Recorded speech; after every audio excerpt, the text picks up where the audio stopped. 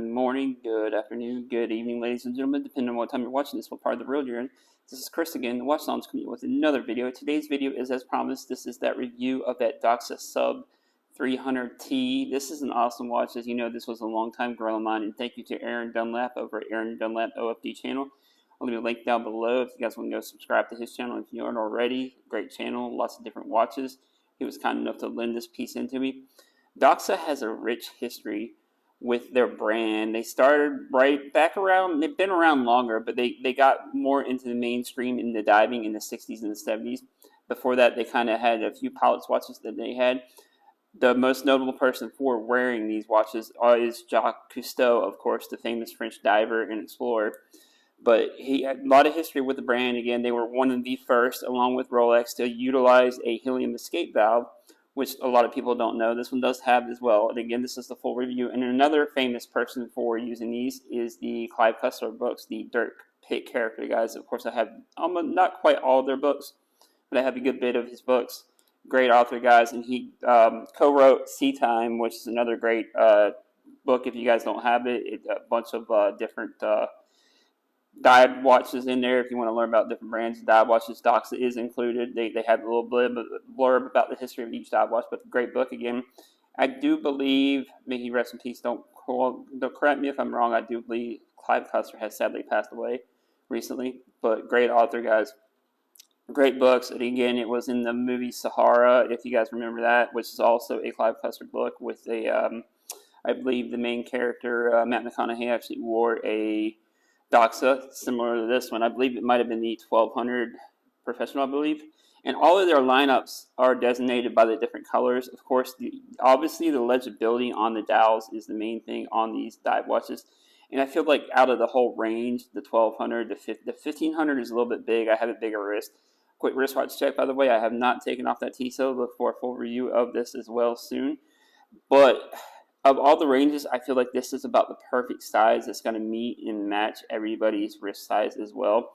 It is, like I said, about the perfect size. Lots of history, guys. And they did recently come out with a sub 600T that I'm interested in. It looks kind of like another watch that shall not remain named, which we know I have owned twice. But again, thanks again to Aaron for lending this in. And again, I just love the history behind the watch. This is a watch I've wanted in a while now. Now, of course, you know I love the orange, being a Clemson fan, and I could go on and on for days about the Doxa watch lineup, guys. I remember reading about them on Watch You Seek. This will date my age way back when. They had a rebranding in 2002. They kind of suffered through the Horse crisis a little bit, and then they were bought back, again, independent for a little while. Now they are owned by the Genie Corporation, I believe, so they had kind of revitalized the life of Doxa as well. And again, I do believe there are a few other 80s here in the United States that carry them now, whereas before they didn't. I believe it was the Mayors, I believe, is a AD for them as well. But anyways, guys, we will go to the desktop, and I will show you the watch in question. And again, we have another channel first here. I have a Christopher Ward unboxing at the end, if you stick around to the end of the video, to show you guys. Christopher Ward is kind enough to work with me. I have a C63, which is killer piece, especially in money, guys. But anyways, onto the desktop, and I'll show you the review. Now, again, here is the said watch in question.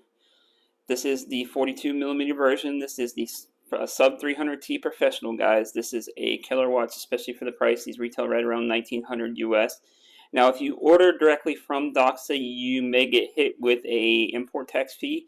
I'm not sure on that. I believe anything over $700 now, you get hit with the import tax fee.